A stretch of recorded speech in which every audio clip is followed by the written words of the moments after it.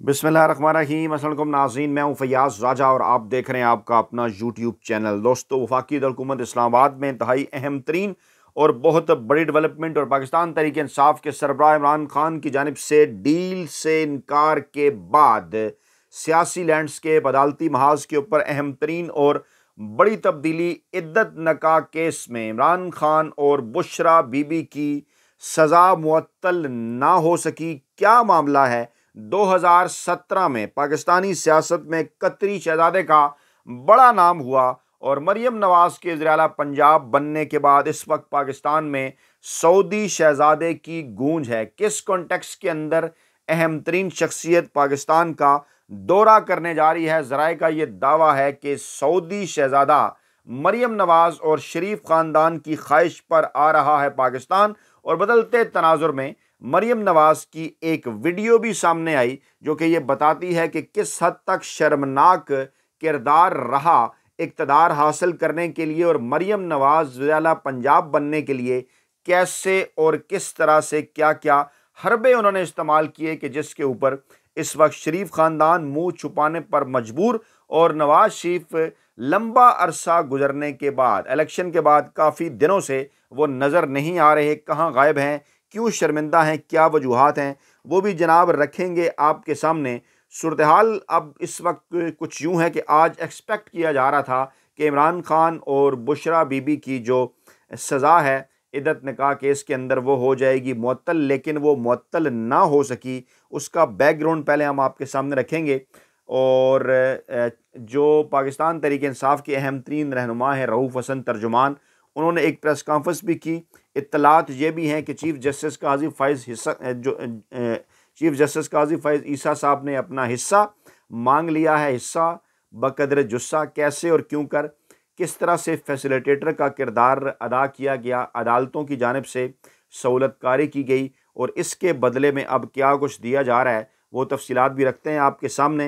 हुकूमत ताकतवर लोगों के इशारों पर अदलिया के साथ खिलवाड़ कर रही है। काजी फ़ैज़ ईसा हुकूमत और ताकतवर हलकों के मकासद के असूल के लिए किरदार अदा कर रहे हैं, इसलिए उनकी तोसी के लिए कानून साजी की जा रही है। इस प्लेटफार्म पर पहले भी ये खबर हम आपके सामने रख चुके और अब कन्फर्मेशन होगी। रऊफ़ हसन साहब की प्रेस कॉन्फ्रेंस के ज़रिए दावा किया उन्होंने कि ज़मीनी इंतखाबात के बाद काजी फ़ैज़ ईसा की मुद्दत मुलाजमत की तोसी का बिल सामने आ जाएगा। काजी फ़ैज़ ईसा के आँखें, कान और ज़ुबान बंद है।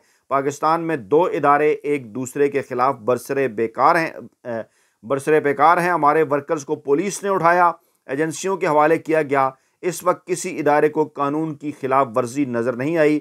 जिस तरह छापे मारे गए जिस तरह GSO के घर पर छापे मारने पर दाद रसी की गई, क्या पाकिस्तान तहरीक इंसाफ के वर्कर्स की भी दाद रसी की जाएगी? भावलपुर के वाक़े की जानिब इशारा है कि जिस तरह से फ़ौजी जवान को फौरी तौर पर इंसाफ मुहैया किया गया जूनियर कमीशन अफीसर को, क्या उस तरह से PTI के वर्कर्स की भी दाद रसी की जाएगी? हुकूमत पाकिस्तान ने ईरान के इसराइल पर हमले के हवाले से बयान में इसराइल का नाम तक लेने की जरूरत नहीं की। 76 सालों से इस मुल्क के साथ रैप किया गया और आज भी रैप करने वाले जो है वो हुकूमत के ऊपर विराजमान हैं। हमारे ऊपर 9 मई की तलवार लटकाई हुई है। हम पहले दिन से कह रहे हैं इस मामले की जुडिशल इंक्वायरी करें, कोई इंक्वायरी नहीं हुई, लेकिन सज़ाएं सुना दी गई हैं। कुछ चीदा नुकात जनाब आपको इद्दत निकाह केस के हवाले से भी आपके सामने रखते हैं, यकीनी तौर पर डाट्स जो है वो कनेक्ट करने में आसानी होगी जनाब। और जो मामला है बुशरा बीबी को सब जेल बनी गाला में खुराक में जहर, जी ये भी इंकशाफ किया गया और दरख्वास्त दायर कर दी गई इस्लामाबाद हाई कोर्ट में शुएब शाहीन की तरफ से कि शौकत खानम अस्पताल के अंदर तिब्बी मुआयना कराया जाए। बुशरा बीबी को सब जेल बनी गाला में जो है वो खुराक में स्लो जो पॉइजनिंग है वो की गई है। अच्छा, दूसरी जानिब इस मामले के कुछ क्रक्स आपके सामने रखता हूँ कि जनाब मामला था इद्दत निकाह केस का और उसके अंदर जनाब सलमान अकरम राजा साहब का जो क्रक्स है दलाइल का वो ये है कि वकील रिजवान अब्बासी का मकसद ताख़ीरी हरबे इस्तेमाल करना है और गुज़श्ता 2 समातों पर वो नहीं आए। आज कह रहे हैं 2 हफ्ते मज़ीद मुलतवी कर दें। और तफसीलात इसकी कुछ यूँ हैं कि डिस्ट्रिक्ट एंड सेशन जज शाह अर्जुमंद ने मुकदमे की समाअत की, लेकिन जो दोस्त वहाँ पर मौजूद थे वो ये बताते हैं कि लग इस तरह से रहा था कि रिजवान अब्बासी साहब जो कि वकील हैं दूसरी जानिब से इमरान खान के ख़िलाफ़, दूसरी जानिब से, आप समझ रहे हैं ना, वो जनाब इस तरह लग रहा था कि अदालत को बाकायदा तौर पर डिक्टेट कर रहे हैं। और जनाब पहले ये कहा गया कि इंतज़ार किया जाए, और फिर जब ये मामला शुरू हुआ तो उसके बाद ताख़ीरी हरबे शुरू कर दिए। रिजवान अब्बासी ने पेश नहीं हुए, और शाहरुख अर्जुमन साहब ने ये रिमार्क्स पहले दिए कि मैं जनाब आज इसके ऊपर फ़ैसला कर दूंगा। फिर इसके ऊपर हो गया वक्फ़ा। वक्फ़े के बाद जनाब रिजवान अब्बासी के जूनियर वकील साहब आ गए और कहा कि वो सुप्रीम कोर्ट में मसरूफ़ हैं और 11:30 बजे का वक्त रख लें। फिर उन्होंने कहा कि ठीक है, लेकिन मैंने वार्निंग दी हुई है कि ना आए तो फ़ैसला कर दूंगा। फिर वक्फ़ा हो गया। वक्फ़े के बाद दोबारा जनाब मामला शुरू हुआ तो सलमान अकरम राजा भी थे, बुशरा बीबी के वकील उस्मान गिल भी थे, और खैबर मलिका के वकील रिजवान अब्बासी फिर भी अदालत में पेश नहीं हुए। और उन्होंने कहा जनाब कि अब वो 1 बजे पेश होंगे, सुप्रीम कोर्ट के अंदर बिजी हैं। ताख़ीरी हरबे मुसलसल वो इस्तेमाल करते रहे। फिर जो है वो जज साहब ने कहा कि अगर रिजवान अब्बासी पेश ना हुए तो मैं फ़ैसला कर दूंगा। और सलमान अकरम राजा ने कहा कि ईद गुजर गई है, सुप्रीम कोर्ट में हमारे भी केसेस होते हैं, और लेकिन इसके बावजूद हम यहाँ भी पेश होते हैं, वहाँ भी पेश होते हैं। जज साहब ने कहा 1 बजे तक का इंतज़ार कर लेते हैं, फिर मैं फ़ैसला कर दूंगा। उसके बाद जनाब ये हुआ कि 1 बजे तक वक्फ़ा हो गया। अच्छा, 1 बजे तक वक्फ़ा हो गया, उसके बाद भी मामला उन्होंने इसी तरह से लटकाए रखा। और उसके बाद क्या हुआ, समाअत का जब दोबारा आगाज़ हुआ तो खैबर मलिका के वकील रिजवान अब्बासी ने दलाइल का आगाज़ किया, और उसके बाद बाकायदा तौर पर पूरा जो मामला है, जो सज़ा सुनाई गई थी जल्दी के अंदर, जिसका मकसद क्या था कि 8 फरवरी के इलेक्शन के से पहले जो है वो ये सज़ाएँ सुनाई जाएँ ताकि इमरान खान को वोट ना पड़े, वो सारा का सारा उन्होंने मामला पढ़ना शुरू कर दिया। और उसके बाद उन्होंने मई के पहले हफ्ते तक समाअत मुलतवी करने की दरख्वास्त कर दी। और फिर उन्होंने कहा जनाब जज साहब ने कि नहीं नहीं जनाब, इतना लंबी समाअत तो मुलतवी नहीं हो सकती। सलमान अकरम राजा ने भी इसकी मुखालफत की और कहा कि जनाब जो है वो दलाइल दिए जाएँ। लेकिन फिर मामला मुसलसल इसी तरह से चलता रहा, मामला आगे नहीं बढ़ा। और फिर जो समाअत है वो करते करते जनाब आज भी मुकम्मल ना हो सकी, और फिर उसमें कहा गया कि 24 अप्रैल तक ये समाअत जो है ये मुलतवी कर दी जाए। अब ये सूरत हाल हुई जनाब वहाँ पर इस्लामाबाद हाई कोर्ट के अंदर। और सलमान अकरम राजा ने इस हवाले से क्या कहा, पहले हम आपके सामने वो रखते हैं, फिर आपको लेकर चलते हैं मरियम नवाज़ की उस शर्मनाक वीडियो की जानिब भी, और ताकि पता चले कि किस तरह से ये ओहदा हासिल करने के लिए क्या क्या पापड़ जो हैं वो बेले गए। तो जनाब ये सुनिए सलमान अकरम राजा साहब क्या फरमा रहे हैं। जी बिल्कुल, जैसा कि उमर यूब साहब ने कहा, इन केसों में कुछ भी नहीं है। इनका मकसद सिर्फ पॉलिटिकल इंजीनियरिंग था। मीडिया क्योंकि एक रिपोर्ट नहीं कर डाली थी कि 8 फरवरी से पहले अगर कन्विक्शन हो गई तो अवाम वोट नहीं डालेंगे। अवाम ने भरपूर जवाब दिया, 8 फरवरी को अपना फैसला सुना दिया। अवाम जानती है हक क्या है, सच क्या है और उसके खिलाफ कौन खड़ा हुआ है।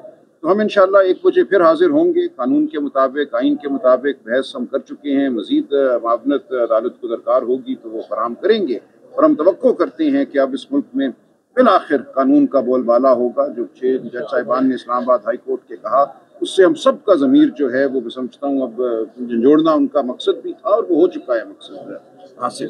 तो अब हमें तवक्को करनी चाहिए कि हम सब बतौर शहरी, बतौर इंसान तकाजा करेंगे कि हर एक के साथ इंसाफ हो, हक हो, और इस मुल्क में जमहूरियत जो है और आइन जो है उसको एहतराम दिया। अगर वो पेश आज नहीं होते तो रिलीफ मिलने की तवक्को है। जज साहब ने बिल्कुल वाज़े अल्फाज में आज भी कहा है, और पिछली तारीख जब नहीं आए थे रिजवान अब्बासी साहब, लिख दिया गया है कि अगर आज बहस उन्होंने ना की तो हमारी जो सस्पेंशन की दरखास्त है कि कन्विक्शन को और सेंटेंस को सस्पेंड किया जाए, उस पर बहरहाल आज फैसला होगा।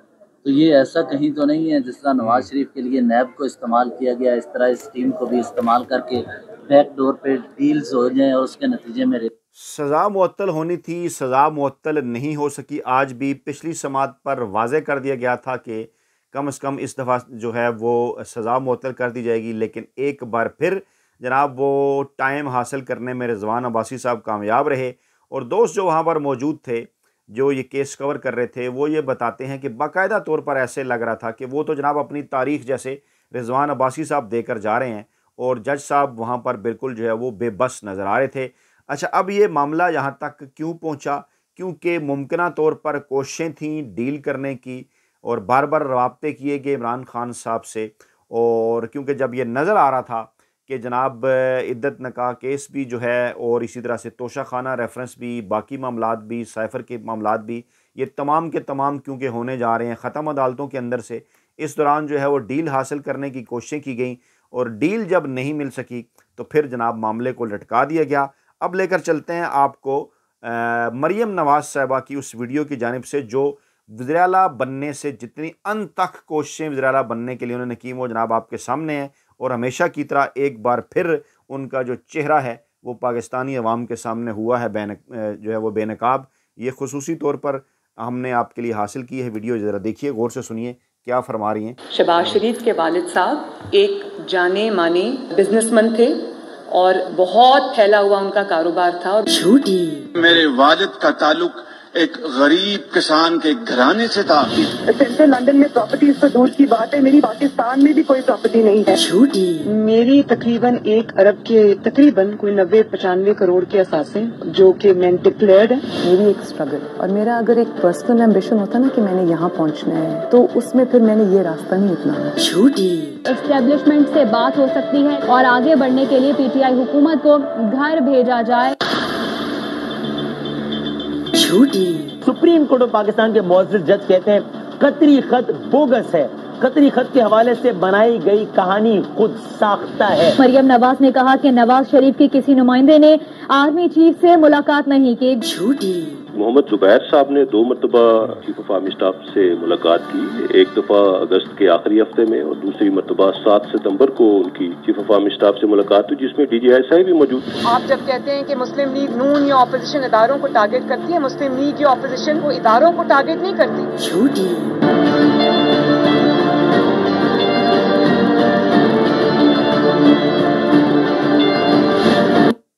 Welcome to Ronin speaker system. Ronin speaker is ready to pair. जनाब, मुस्लिम लीग नून जो है वो इदारों को टारगेट नहीं करती, और वाज़ह तौर पर आपने देखा नवाज शरीफ साहब ने पाकिस्तान के आर्मी चीफ, पाकिस्तान के DGI के मुतल्लिक क्या कहा, सुप्रीम कोर्ट के ऊपर हमला कैसे किया, कतरी ख़त का मामला हो चाहे पनामा केस हो, उसके ऊपर क्या इनका मौक़िफ़ था, किस तरह से मरियम नवाज़ हर मर्तबा जो है वो झूठ बोलती हुई साफ़ तौर पर पकड़ी गई। एक तरफ कभी कहती हैं कि मेरी जनाब जायदाद नहीं, फिर वो कह रही हैं 1 अरब रुपए की जायदाद है, और किस तरह से कतरी ख़त का जो ड्रामा रचाया गया वो जनाब मुकम्मल का तौर पर झूठा साबित हुआ। और उसके बाद फिर ये इत्तलात भी आई कि 2017 के अंदर कैसे कतरी शहज़ादे ने लाहौर का दौरा किया, शरीफ ख़ानदान से उन्होंने मुलाकातें की, और आजकल जनाब पाकिस्तान के अंदर सऊदी शहज़ादे के दौरे का शोहरा है, और ज़राए का यह दावा है कि सऊदी शहज़ादे भी मुमकिना तौर पर शरीफ ख़ानदान और मरियम नवाज़ की ख्वाहिश के ऊपर आ रहे हैं पाकिस्तान। और इस वक्त जो पाकिस्तान की मौजूदा मुआशी और सियासी सूरत हाल है उसके अंदर उनसे मदद मांगी गई है। अच्छा, मुआशी सूरत हाल के अंदर मदद तो ये है कि सऊदी अरब पाकिस्तान में एक ऐसे माहौल के अंदर कि जिस वक्त पाकिस्तान की इकानमी को मुकम्मल तौर पर माफिया हैंडलर्स और सहूलतकारों की जानिब से गुज़श्ता 2 बरसों के अंदर तबाह कर दिया गया है, इस माहौल में उनसे मदद मांगी गई है और कहा गया है कि पाकिस्तान के अंदर कोई वो सरमायाकारी करें।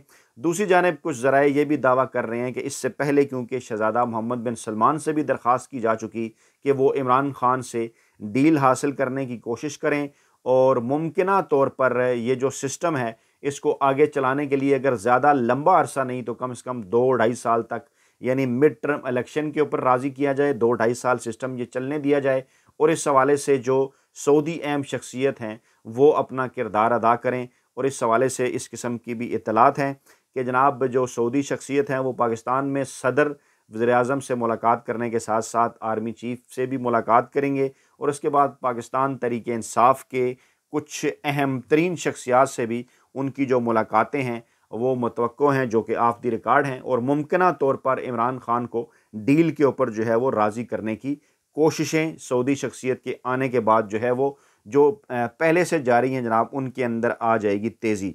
अब ये है वो सारा माहौल कि जिस सारे माहौल के अंदर आज एक बड़ा इंकशाफ रऊफ़ हसन साहब की जानिब से ये भी किया गया कि इस मौके के ऊपर मौजूदा हुकूमत जो है वो मौजूदा चीफ जस्टिस काजी फ़ैज़ ईसा साहब की मुद्दत मुलाजमत में तोसी के हवाले से को बिल लाने के ऊपर गौर कर रही है। इससे पहले शाहिद खकान अब्बासी साहब ये दावा कर चुके कि शहबाज शरीफ को वज़ीर-ए-आज़म बनाने का मकसद, चुंतखी वज़ीर-ए-आज़म बनाने का मकसद 2 एक्सटेंशन उनसे हासिल करना है।